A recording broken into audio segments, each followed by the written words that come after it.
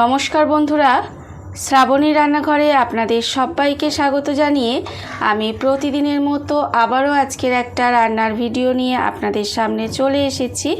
আজকের আমি আপনাদের ফুলকপি আলু দিয়ে একটু অন্যরকম রেসিপি, মানে একটা ইউনিক রেসিপি বানিয়ে দেখাবো। আশা করি আপনাদের ভালো লাগবে।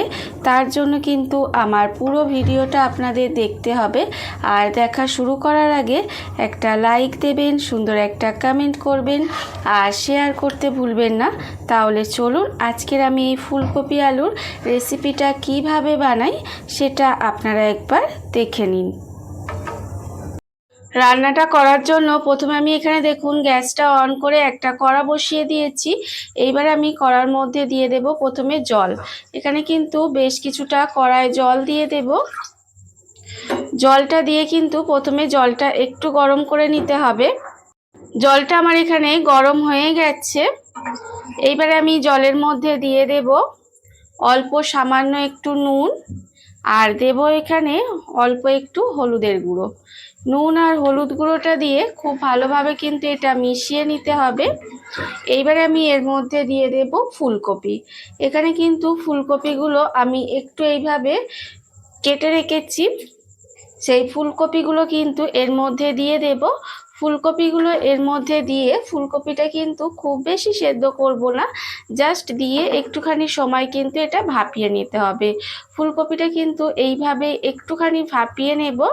আর আমি প্রতিদিনের মতো আপনাদের একটা কথাই বলবো যে প্লিজ আমার ভিডিওটা আপনারা টেনে টেনে দেখবেন না, পুরো ভিডিওটা দেখুন। আশা করি আপনাদের ভালো লাগবে। দেখুন আমি কিন্তু এইভাবেই প্রথমে ফুলকপিগুলো ভাপিয়ে নেব। ফুলকপিটা আমার এখানে ভাপানো হয়ে গেছে। ফুলকপিটা কিন্তু আমি এখানে একটু সময় ভাপিয়ে নিয়েছি, আর এর থেকে বেশি কিন্তু ভাপানোর দরকার নেই। ফুলকপিটা ভাপানো হয়ে গেছে। এবারে আমি ফুলকপিগুলো আলাদা করে তুলে রেখে দেব। ফুলকপিগুলো কিন্তু প্রথমে এইভাবে ভাপিয়ে আলাদা করে তুলে নিতে হবে। ফুলকপিগুলো আমি ভাপিয়ে আলাদা করে তুলে রেখে দিয়েছি। এইবারে আমি ওই কড়াটা কিন্তু ধুয়ে পরিষ্কার করে নিয়েছি। এবার আমি এর মধ্যে দিয়ে দেব সর্ষের তেল। এখানে কিন্তু বেশ কিছুটা সর্ষের তেল দিয়ে দিলাম। এইবারে সর্ষের তেলটা একটু গরম করতে দিতে হবে। তেলটা কিন্তু আমি এখানে একটু গরম করে নেব। দেখুন তেলটা কিন্তু প্রথমে একটু গরম করে নিতে হবে। এইবারে যখন দেখবেন তেলটা গরম হয়ে গেছে তখন আমি এর মধ্যে দিয়ে দেব প্রথমে আলু। এখানে কিন্তু আলুগুলো আমি এইভাবে একটু ডুমো ডুমো করে কেটে রেখেছি, সেই আলুগুলো কিন্তু এখানে প্রথমে দিয়ে দেব। আলুগুলো কিন্তু একটু হালকা করে প্রথমে ভেজে নেব। আলুগুলো কিন্তু প্রথমে হালকা করে একটু ভেজে নিতে হবে। এখানে কিন্তু আমি দুটো মাঝারি সাইজের আলুকে এইভাবে একটু ডুমো ডুমো করে কেটে রেখেছি, সেই আলুটা কিন্তু আমি এখানে দিয়ে হালকা করে একটু ভেজে নিচ্ছি। আর এর মধ্যে কিন্তু আলু ভাজার সময় নুন বা হলুদ কোনো কিছুই দেব না। এইভাবে ঢাকা দিয়ে দিয়ে একটু যদি আলুটা ভেজে নেওয়া যায় তাহলে দেখবেন আলুটা অনেকটা সেদ্ধও হয়ে যাবে আর ভাজাও হয়ে যাবে একটু। দেখুন এইভাবেই কিন্তু আমি একটু ভেজে নেব। ঢাকা দিয়ে কিন্তু আমি এখানে একটু সময় আলুটা ভেজে নিয়েছি। এইবারে আমি এর মধ্যে দিয়ে দেব ফুলকপি, মানে যে ফুলকপিগুলোকে আমি ভাপিয়ে রেখেছিলাম সেই ফুলকপিগুলো কিন্তু এর মধ্যে দিয়ে দিচ্ছি। আমি কিন্তু এখানে আলু ফুলকপিটা একসঙ্গেই ভাজছি। আপনারা চাইলে কিন্তু এখানে আলু আর ফুলকপিটা কিন্তু আলাদা আলাদা করেও ভেজে নিতে পারেন। দেখুন এইভাবে আলুটাকে প্রথমে একটু ভেজে নেব, তারপরে কিন্তু ফুলকপিটাও দিয়ে দেব। দিয়ে আলু আর ফুলকপিটা একসঙ্গেই কিন্তু এইভাবে একটু উল্টিয়ে পাল্টিয়ে ঢাকা দিয়ে দিয়ে লাল লাল করে ভেজে নিতে হবে।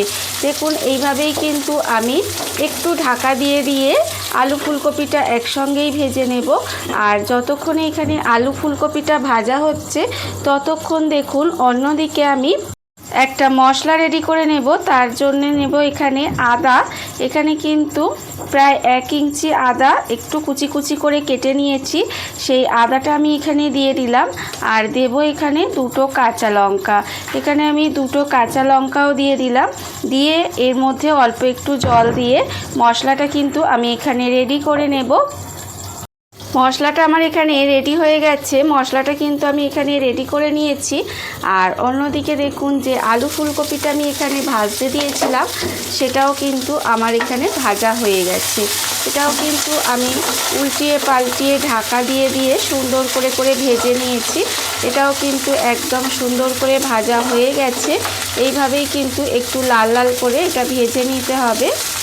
এইবারে আমি এর মধ্যে দিয়ে দেব ভীষণই সহজ রান্নাটা, অথচ খেতে কিন্তু অসম্ভব সুন্দর হয়।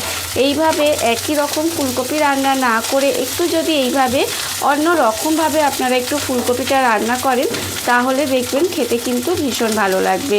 আমার এখানে আলু ফুলকপিটা ভাজা হয়ে গেছে। এইবারে আমি এর মধ্যে দিয়ে দেব যে আদা কাঁচা লঙ্কাটা আমি এক্ষুনি বেটে নিলাম, সেই আদা কাঁচা লঙ্কা বাটাটা কিন্তু এর মধ্যে দিয়ে দেব। আদা কাঁচা লঙ্কা বাটাটা দিয়ে আমি কিন্তু এখানে একটু সময় এই ফুলকপির সঙ্গে মশলাটা কষিয়ে নেব। এইভাবে কিন্তু একটু সময় মশলাটা কষিয়ে নিতে হবে, যাতে আদার যে একটা কাঁচা গন্ধ থাকে সেটা চলে যায়। দেখুন আমি কিন্তু একটু এটা কষিয়ে নেব। আদা আর কাঁচা লঙ্কা বাটাটা দিয়ে কিন্তু আমি এখানে একটু সময় কষিয়ে নিয়েছি। এর ফলে দেখুন এর যে আদা কাঁচা লঙ্কা একটা আদার যে কাঁচা গন্ধ থাকে সেটা কিন্তু চলে গেছে। এইবারে আমি এর মধ্যে দিয়ে দেব গুঁড়ো মশলা। গুঁড়ো মশলার মধ্যে এখানে আছে আন্দাজ মতো নুন, 1 চামচ হলুদ গুঁড়ো, 1 চামচ জিরে গুঁড়ো, 1 চামচ ধনে গুঁড়ো, 1 চামচ কাশ্মীরি লঙ্কার গুঁড়ো আর 1/2 চামচ চিনি। এই গুঁড়ো মশলাগুলোও কিন্তু আমি এখানে দিয়ে দিলাম। দিয়ে এবার আমি এর মধ্যে দিয়ে দেব অল্প একটু জল। যেহেতু আমি এখানে গুঁড়ো মশলা দিয়েছি, সেই জন্য আমি এখানে অল্প সামান্য একটু জল দিয়ে দিলাম। দিয়ে এবারে মশলাটাকে খুব ভালোভাবে কষিয়ে নিতে হবে। গ্যাসটা লোতে দিয়ে কিন্তু মশলাটা আমি খুব ভালোভাবে কষিয়ে নেব, যতক্ষণ না পর্যন্ত মশলা থেকে তেলটা ছেড়ে দেয়। দেখুন এইভাবেই কিন্তু আমাকে খুব সুন্দর করে মশলাটা কষিয়ে নিতে হবে। আপনারা হয়তো ভাবছেন এ তো একই রকম ফুলকপির তরকারি বা ফুলকপির রসা হচ্ছে, না একই রকম হচ্ছে না। আপনারা শেষ পর্যন্ত দেখুন, না হলে কিন্তু বুঝতে পারবেন না। দেখুন এইভাবে কিন্তু আমি মশলাটা খুব ভালোভাবে কষিয়ে নেব। আর আমার নতুন বন্ধু পুরনো বন্ধু সবাইকে বলছি আমার তরফ থেকে অনেক অনেক ভালোবাসা। পুরনো বন্ধুদের বলছি এইভাবে আমার পাশে আছেন, তার জন্য আপনাদের অসংখ্য অসংখ্য ধন্যবাদ জানাই। আর নতুন বন্ধুদের বলছি আমার চ্যানেলটা যদি আপনারা সাবস্ক্রাইব করেন, তাহলে পাশে থাকা বেল বাটনটা অবশ্যই প্রেস করে দেবেন, যাতে আমি যখনই নিত্য নতুন কোনো ভিডিও আপলোড করব, সবার প্রথমে আপনাদের কাছে নোটিফিকেশান চলে যাবে এবং আপনারা আপনাদের সময় মতো দেখে নিতে পারবেন। দেখুন এইভাবেই কিন্তু আমি গ্যাসটাকে লোতে দিয়ে মশলাটাকে খুব ভালোভাবে একটু সময় নিয়ে কষিয়ে নেব। মশলাটা আমি এখানে একটু সময় ধরে গ্যাসটাকে লোতে দিয়ে খুব ভালোভাবে কষিয়ে নিয়েছি। মশলাটা কিন্তু এখানে কষানো হয়ে গেছে আর মশলা থেকে তেলও ছেড়ে দিয়েছে। এইবারে আমি এর মধ্যে দিয়ে দেব জল। এখানে কিন্তু আমি মিক্সিটা ধুয়ে বেশ কিছুটা পরিমাণে জল দিয়ে দিলাম। জল দিয়ে কিন্তু এবারে এটাকে ঢাকা দিয়ে রান্না হতে দেব, যতক্ষণ না পর্যন্ত আলুটা আর ফুলকপিটা খুব ভালোভাবে সেদ্ধ হয়ে যায়, ততক্ষণ পর্যন্ত কিন্তু আমি একটু ঢাকা দিয়ে সবজিটা সেদ্ধ হতে দেব। এখানে গ্যাসটাকে লোতে দিয়ে আমি কিন্তু এইভাবে ঢাকা দিয়ে কিছুক্ষণ রান্না হতে দিয়েছিলাম।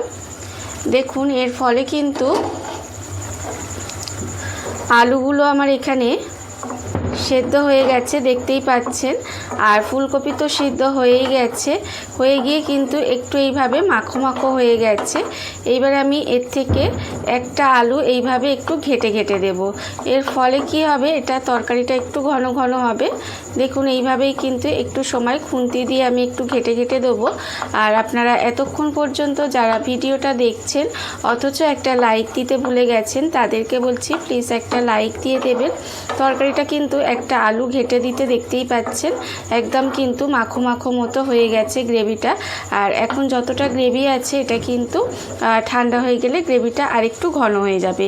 এইবারে কিন্তু আমি গ্যাসটাকে অফ করে দেব, কিন্তু এখনও আমার রান্না বাকি আছে।